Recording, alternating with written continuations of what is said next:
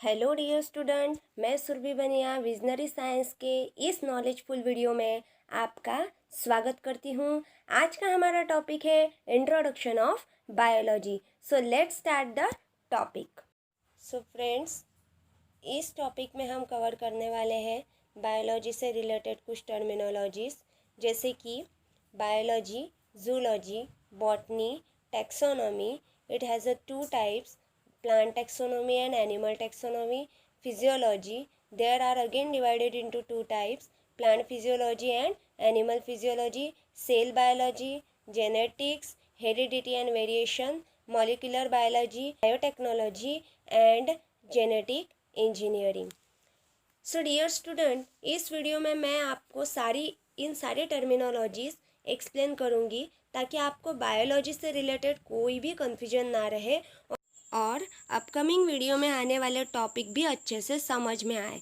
Friends, अगर आपने हमारी ये वीडियो लाइक और सब्सक्राइब नहीं की हो तो आने वाले वीडियोस का पता चलने के लिए आप लाइक और सब्सक्राइब ज़रूर कीजिए, क्योंकि हमारी ये वीडियो हायर सेकेंडरी से लेकर बीएससी और एमएससी के सारे स्टूडेंट के लिए हेल्पफुल होगी, क्योंकि मैंने देखा है बहुत सारे स्टूडेंट को इन टर्मिनोलॉजीज़ में बहुत कन्फ्यूजन होता है। ठीक है, so let's start the first terminology, that is the biology. जैसे कि हम जानते हैं, हम जैसे बहुत से एनिमल इस अर्थ पर लिविंग ऑर्गेनिज्म के तौर पर सरवाइव हो रहे हैं, और इन्हीं लिविंग ऑर्गेनिज्म की स्टडी होती है बायोलॉजी, और इसे कहते हैं जीव शास्त्र या जीव विज्ञान। बायोलॉजी जो वर्ड है, अगर उसे हम ब्रेक डाउन करके देखें तो पहला वर्ड तैयार होता है बायो, और दूसरा वर्ड प्रोड्यूस होगा वो होगा लोगस। ठीक है, तो बायो मीन्स क्या हुआ, लिविंग ऑर्गेनिज्म, और लोगस मतलब क्या होता है, टू स्टडी। सो हम इक्वली इन दोनों वर्ड्स को मिलाकर देखें तो बायोलॉजी का एक डेफिनेशन हमें दिखेगा। तो बायोलॉजी का जो डेफिनेशन होगा, हम उसे इस तरह से भी पढ़ सकते हैं, study of living organism is called as biology. ठीक है, सो अब लिविंग ऑर्गेनिज्म क्या होता है, तो लिविंग ऑर्गेनिज्म होता है the living organism, those organism which has capacity to locomotion and perform the all metabolic processes. Metabolic processes कौन सी होती है, तो मेटाबॉलिक प्रोसेसेस होती है digestion, respiration, blood circulation, excretion, reproduction और प्रेजेंस ऑफ नर्वस सिस्टम। ठीक है, तो ये है study of living organism is called as the biology. Generally हम जो बायोलॉजी का स्टडी करते हैं तो उस बायोलॉजी को टू पार्ट्स में डिवाइड किया जाता है। First one is the zoology and second one is the botany. अब देखिए फ्रेंड्स, जूलॉजी इस वर्ड को फर्दर हम ब्रेक डाउन करें तो पहला वर्ड होगा जुआ। ठीक है, और सेकंड जो वर्ड होगा वो होगा लोगस। सो जुआ में मतलब होता है, जुआ होता है लोकोमोटिव ऑर्गेनिज्म, और लोगस मतलब टू स्टडी। सो यहाँ पर जूलॉजी की डेफिनेशन हुई, the study of locomotive organism is called as the zoology. Next one है बॉटनी। सो बॉटनी क्या होती है, simply we can say that study of plant is called as the botany. अब यहाँ पर मैं एक बात मेंशन करना चाहूँगी कि प्लांट्स में सिर्फ 3 टाइप्स की मेटाबॉलिक प्रोसेसेस होती है, जिसमें आता है रेस्पिरेशन, एक्सक्रिएशन और रिप्रोडक्शन। ये 3 मेटाबॉलिक प्रोसेस ही फंक्शन करती है। अब कुछ ऐसे टर्मिनोलॉजीज है जिसमें स्टूडेंट हमेशा कंफ्यूज रहते हैं, जैसे कि taxonomy, physiology, cell biology, genetics, molecular biology, genetic engineering and biotechnology. So अब मैं एक एक करके आपको एक्सप्लेन करूँगी। सो सबसे पहला है taxonomy, the study of morphology of organism called as the taxonomy. Here morphology, again हम मॉर्फोलॉजी को भी टू वर्ड्स में उसका ब्रेक डाउन करेंगे। सो यहाँ पर क्या हुआ फ्रेंड्स, मॉर्फो और लॉजी। सो मॉर्फो मीन्स एक्सटर्नल पार्ट और logy means to study. So simply we can say that the study of external part of the organism is called as the taxonomy. मतलब organism के ऊपरी भाग की study करना. जैसे consider कीजिए एक प्लांट, और प्लांट के कुछ पार्ट है जैसे कि रूट, शूट और स्टेम, लीव्स, फ्लावर और फ्रूट. ये हमें नेकेड आइज से दिखते हैं जिन्हें हम इजीली स्टडी कर सकते हैं. एज सेम हम एनिमल्स का भी स्टडी कर सकते हैं. अगर मान लो हमें कोई अननोन एनिमल स्पीसीज या प्लांट स्पीसीज मिल गया, तो उसे एक साइंटिफिक नाम देने के लिए उसकी हमें मॉर्फोलॉजी का स्टडी करना पड़ेगा और तभी हम उसकी पहचान कर पाएंगे. सो ये हुआ टैक्सोनॉमी. अगर हम प्लांट की मॉर्फोलॉजी स्टडी करते हैं, study of morphology of plants और study of external part of the plants is called as plant taxonomy. Wherever study of morphology of animals और study of external part of the animal, मतलब animals की हम morphology study करते हैं तो उसे कहते हैं एनिमल टैक्सोनॉमी. अब इस टैक्सोनॉमी की शुरुआत किसने की? फादर ऑफ प्लांट टैक्सोनॉमी कहा जाता है साइंटिस्ट हुए जिनका नाम है थियोफ्रस्टस. ठीक है. फादर ऑफ प्लांट टैक्सोनॉमी कौन हुआ? थियोफ्रस्टस. और फादर ऑफ एनिमल टैक्सोनॉमी और जिन्हें फादर ऑफ बायोलॉजी के नाम से भी जानते हैं वो हुए एरिस्टोटल. ठीक है. यहाँ पर फ्रेंड्स मैं एक बात मेंशन करना चाहूँगी कि अगर हमारी वीडियो में आपको कुछ इम्पोर्टेंट पॉइंट लगे तो आप उसके रनिंग नोट्स भी बना सकते हो जो आपकी स्टडी के लिए हेल्पफुल होगा. अब नेक्स्ट टॉपिक है फिजियोलॉजी. फिजियोलॉजी, अब हम फिर से इस वर्ड को ब्रेक डाउन करें तो उसमें फिजियो और लॉजी ये दो वर्ड तैयार हो गए. और फिजियो मतलब हुआ इंटरनल पार्ट और लॉजी मीन्स लोगस मतलब हुआ to study. Study of internal part with its function in the organism is called as physiology. अब यहाँ पर physiology further divided into two parts. First one is the animal physiology and second one is the plant physiology. जैसे मान लीजिए कोई भी animal है, उसके बॉडी के अंदरूनी पार्ट यानी कि हार्ट का हमें स्टडी करना है तो हम उसका हार्ट का स्ट्रक्चर भी स्टडी करेंगे और उसके फंक्शन भी. ये हो गई एनिमल फिजियोलॉजी. मतलब क्या हुआ? Study of internal part with its function in the animal is called as animal physiology. ठीक है. अब यहाँ पर सेम अगर हम प्लांट के रूट के इंटरनल अरेंजमेंट का स्टडी करें, उसके स्ट्रक्चर का स्टडी करें और उसके फंक्शन का भी स्टडी करें तो वो हुआ प्लांट फिजियोलॉजी. मतलब the study of internal part with its function in the plant is called as plant physiology. ठीक है. ये रही फिजियोलॉजी. अब यहाँ पर मैं एक बात और मेंशन करना चाहूँगी फिजियोलॉजी के बारे में कि फिजियोलॉजी में एग्जैक्ट स्टडी होती है वो ऑर्गेनिज्म में होने वाले मेटाबॉलिज्म की. मेटाबॉलिज्म के होते हैं two types. First one is the anabolism and second one is the catabolism. Here anabolism, ana means to adding and catabolism that is the cata means to break down और bolism का मतलब होता है to synthesis. यहाँ पर metabolism की exact definition हुई when the molecule undergoes in a adding and breakdown process and synthesis the new product. This process is called as the metabolism.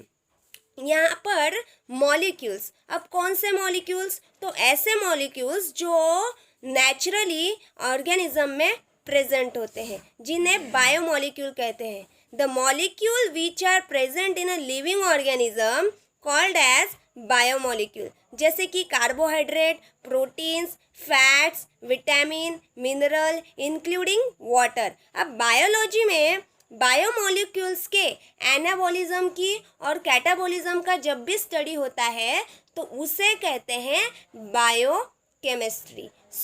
इस प्रकार फिजियोलॉजी में एनाबॉलिज्म और कैटाबॉलिज्म को लेकर मेटाबॉलिज्म, और मेटाबॉलिज्म को लेकर वहाँ पर बायोमोलिक्यूल्स के जब भी मेटाबॉलिज्म का स्टडी होगा, उसके स्ट्रक्चर का स्टडी होगा, उसके फंक्शन का स्टडी होगा, तो वो होगा बायोकेमिस्ट्री।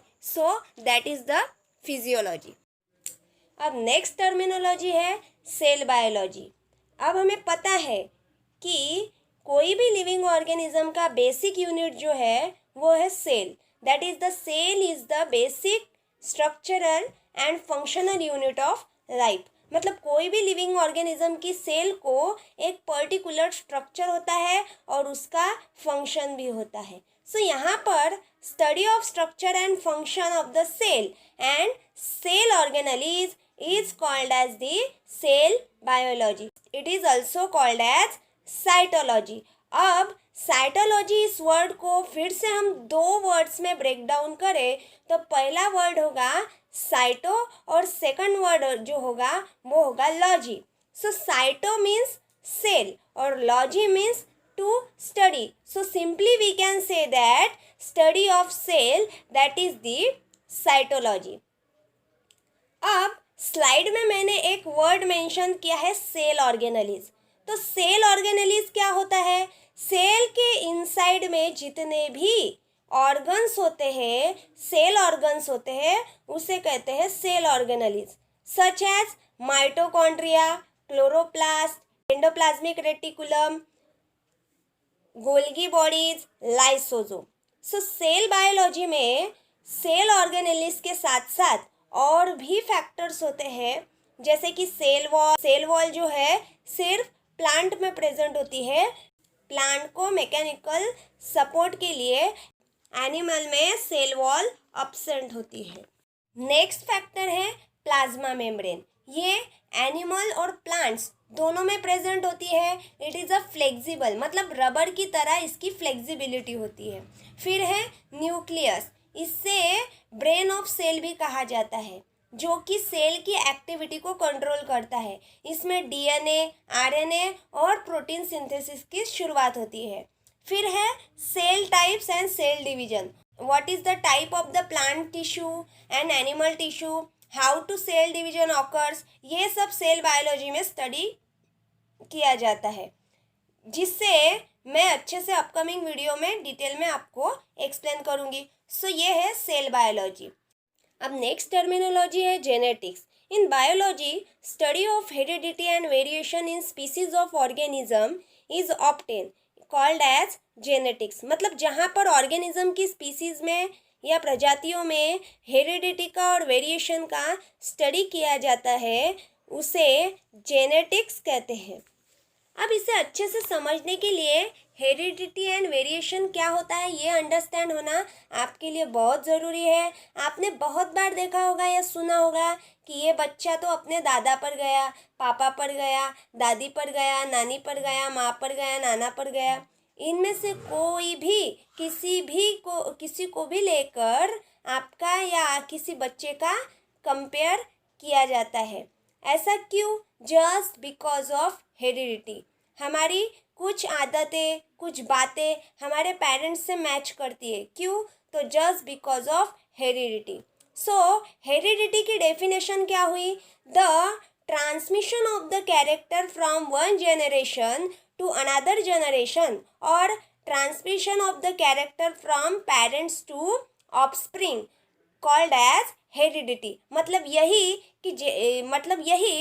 कि जेनेटिक्स ये बोलती है हमें कुछ ऐसी आदतें होती है, कुछ ऐसे कैरेक्टर होते हैं जो हमारे पेरेंट्स से हमें मिलाते हैं। Transmission of character from parents to offspring. अब पेरेंट्स से कैरेक्टर्स ऑफस्प्रिंग में, मतलब संतान में ट्रांसमिट होते हैं, मिलते हैं। तो हम एग्जैक्ट पेरेंट्स की जेरोक्स कॉपी क्यों नहीं होते? तो इसकी वजह है वेरिएशन। मतलब due to heredity small difference is obtain between the two generation और पेरेंट्स एंड ऑफस्प्रिंग। तो वेरिएशन मतलब क्या हुआ? स्मॉल डिफरेंस होता है पेरेंट्स में और ऑफस्प्रिंग में, मतलब हम में। यहाँ पर हेरिडिटी और वेरिएशन दोनों ही इंटर रिलेटेड टर्म्स है। इससे ही हम ऑफस्प्रिंग के मेल एंड फीमेल कैरेक्टर को भी आइडेंटिफाई कर सकते हैं। अब ये कब, क्यों, कैसे होता है, ये हम नेक्स्ट वीडियो में देखेंगे। अब नेक्स्ट टॉपिक है molecular biology, the study of synthesis and function of inside matter of nucleus such as chromosome, DNA, RNA and gene. मतलब सेल को कंट्रोल करने वाले न्यूक्लियस के इनसाइड में जो मैटर है, जो मटेरियल है, उसका स्टडी मॉलिक्यूलर बायोलॉजी में होता है। न्यूक्लियस के इनसाइड में क्रोमोसोम, डीएनए, आरएनए और जीन, ये सब मटेरियल होता है। ये कैसे सिंथेसिस होता है, कैसा ब्रेकडाउन होता है, कैसे फंक्शन करता है, कब फंक्शन करता है, इसमें क्या कंपोनेंट होते हैं, ये सारा मॉलिक्यूलर बायोलॉजी में स्टडी होता है। ठीक है।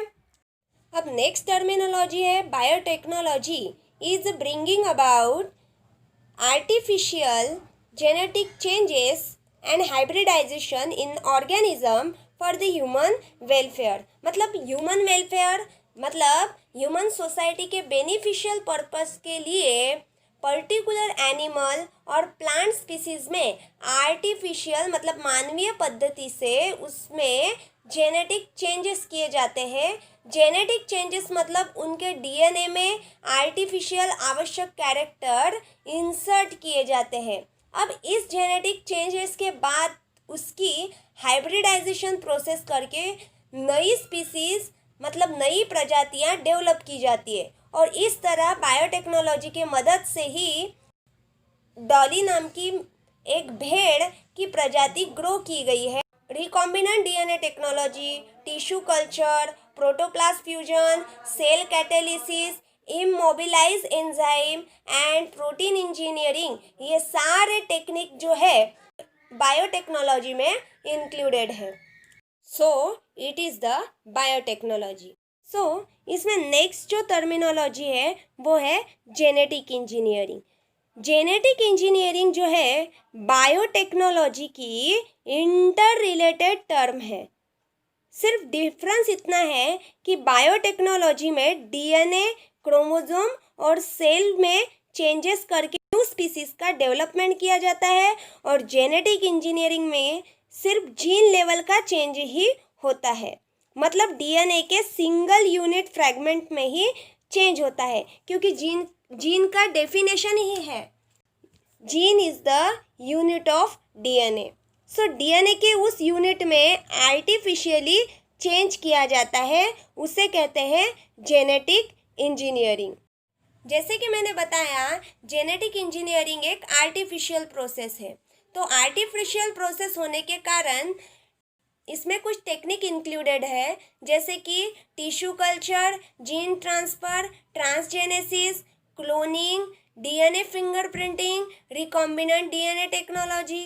सो ये हो गई जेनेटिक इंजीनियरिंग। और जेनेटिक इंजीनियरिंग के हेल्प से बीटी कॉटन, ये एक कॉटन की न्यू स्पीसीज डेवलप की गई है, क्योंकि एक रेड बॉलवर्म कैटरपिलर की स्पीसीज है जो कॉटन प्लांट को पूरी तरह से डिस्ट्रॉय करती थी। तो यहाँ पर रेड बॉलवर्म को ये बीटी कॉटन की न्यू स्पीसीज जो है वो किल करने की कैपेसिटी रखती है, क्षमता रखती है। सो इसीलिए इस नई प्रजाति को ग्रो किया गया है। So it is a magic of genetic engineering. So friends, हमने इस वीडियो में बायोलॉजी की टर्मिनोलॉजीज को जाना है। हमारी अपकमिंग वीडियो में हम एक एक टर्मिनोलॉजी को डिटेल में एक्सप्लेन करेंगे। आई होप आपके लिए ये वीडियो हेल्पफुल साबित होगा और आपकी स्टडी को हेल्प करेगा। Thank you very much.